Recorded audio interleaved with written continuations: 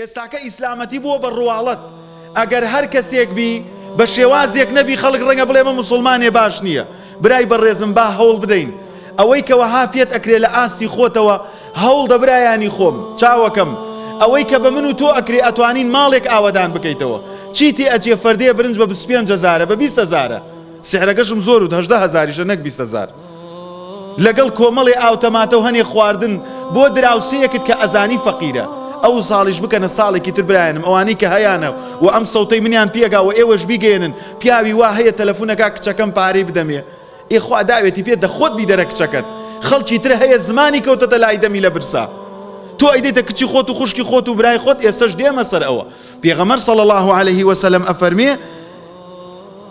ئەفەرمێ صدقة على المسكين الصدقة على المسكين صدقة وعلى ذي قرابة 2 صدقة وصلة. ئێمە لەم فەرموودە خۆمان نادزینەوە مسلمانان. پێغەمبەری خۆشەویست صلی الله عليه وسلم ئەفەرمێ صدقە بۆ فەقیر و هەژار صدقەیە و خوای گەورە لێت قبوڵ ئەکا و 1/700 و ئەوەنەی بێ ئەداتەوە. بەڵام بۆ نزیکەکانی خۆت هەم صدقەیە و هەم سیلەی ڕەحمە. بەڵام نەک تۆ بێی پارەکەت زەکاتەکەت خێرەکەت هەمووی بدەیتە خەڵکە خزمە نزیکەکان خۆت و خەڵکی تریشەیە زۆر لە ئەو فەقیرترە. هەر دوێنێ و پێرە لەگەڵ مامۆستایەکی ئاینیا بووم پیاوێک تەلەفۆنی بۆی کرد ئەویت کوڕەکەم سیارەشی هەیە خانوویەکی شوا خەریکە تەواوێکە مەعاشیشی هەیە ئەکرێ من مەڕەکانم بدەمە ئەو بە زەکات. ئەخە ئەوە فێڵە خۆکردنە برای بەڕێزم. با سیارەکەی بفرۆشی خانووەکە تەواوکە وەک فەقیر و هەژاران لە بان جادە خەڵک هەڵی بگرێ. بۆیە بەڕێزەکانم هەزارەها کەیسی ئاوا دێتە لای ئێمە. بۆیە ئەگەر تۆ ئەتەوێ ماڵەکەت بە تاواوەتی پاک بکەیتەوە إنما الصدقات للفقراء والمساكين ئەوانەی کەوا حەول و قووەتیان نییە. تۆ ئەگەر هەتا هەر عیبە زەکاتە دەیتە کچ و کوڕەکەت. ئەگەر قەرزار بێ و قەرزارێکی زۆر عولەما و زانایانە فەرموون لە ژێر بابێکا جێ ئەبێتەوە پیاوی وا هەیە بڕواتان بێت تەلەفۆنی بۆ من کرەوتیدی ئەکرێ زەکات دەمە دایکم. دایکت ئەو دایکێ 9 مانگ و 9 ڕۆژ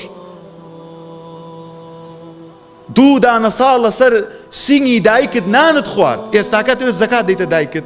ئەی ئەوێری بڵێ ژنەکە من زەکاتە دەمەت و یعنی ئەمە هۆکاری ئەوەیە کە ئێمە ئاگامان لە سەدەقەی ڕاستەقینە نییە. سەدەقە ئەوەیە کە ئینسانی موسڵمان بیری براکەی بکاتەوە بیری نزیکەکانی خۆی بکاتەوە. ئەوجا من و تۆ هاتنمان بۆ مزگەوت و تەراویح و ڕەمەزان و قونوت و گیران و هەرا هۆسە دروستەکەین لە مزگەوتە هەفریان ناکەوی دوور کات نوێش کە مزگەوتە هێندە قەڵەباڵغە. بەڵام پێغەمبەر صلی الله عليه وسلم ئەفەرمێ ولأن أمشي مع أخ في حاجة أحب إلى الله من أن أعتكف في مسجدي هذا شهرا. أفرمي أن أعتكف في هذا المسجد شهرا. كم مزگەوتە ئەو مزگەوتی پێغەمبەر صلی الله عليه وسلم. لە 2 ڕیوایەتە ئەفەرمێ واللهی پێم خۆشە لە ئیشی موسڵمانێکا بم ئیتر هەر موسڵمانێکا ئەگەر عەرەب بێ و ئەگەر عەجەم بێ ئەگەر فەقیر بێ و ئەگەر دەوڵەمەند بێ ئیشی بە تووە. ئەفەرمێ واللهی لای خوای پەروەردگار خۆشەویسترە 1 مانگ لەو مزگەوتەی خۆما عیبادەت کەم کە نوێژێک بە 1000 نوێژە. ئەوەیە هاوکاری براکەت.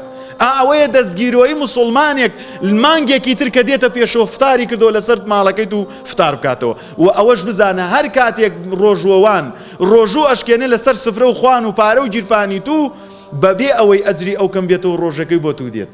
ئێوە نیعمەتە کاک.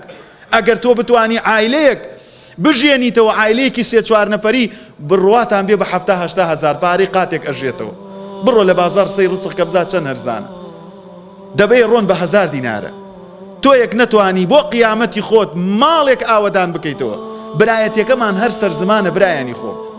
با هەوڵ دەین ئەوانەی کە ئەتوانین هیچی تێناچێ برایانی خۆم. ئەو هەموو خەڵکە هەیە ئەو هەموو فەقیرە هەیە ئەو هەموو هەژارە هەیە ئەو هەموو گەنجە ژن کە ژنی نەهاوردوو ئەگەر ئێمە پرۆژەمان هەبێ لە ناو خۆمانە بۆ زۆر شتی تر پارە کۆ ئەەکەینەوە. ڕووی دەمم ئەوە نەبێ هەنێ خەڵک ئێشی پێ بگا کاتێ تەعزیە بێ سەیرەکەی 5-6 ملیۆن کۆ کرێتەوە درێتە خواردن. تخوا ئەگەر ماڵێک هەل لەو عەشرەت و لەو بنە ماڵەیە 5-6 ملیۆن کۆ بکەیتەوە ژنێ بۆ کوڕێکیان بێنی چەندە خێرە. ماڵێک ئاوەدان کەیتەوە کچ و کوڕێکی موسڵمان بە یەک بگەێنی ئەوە فەخرە کە پێغەمبەر صلی الله عليه وسلم بۆ تۆی کە.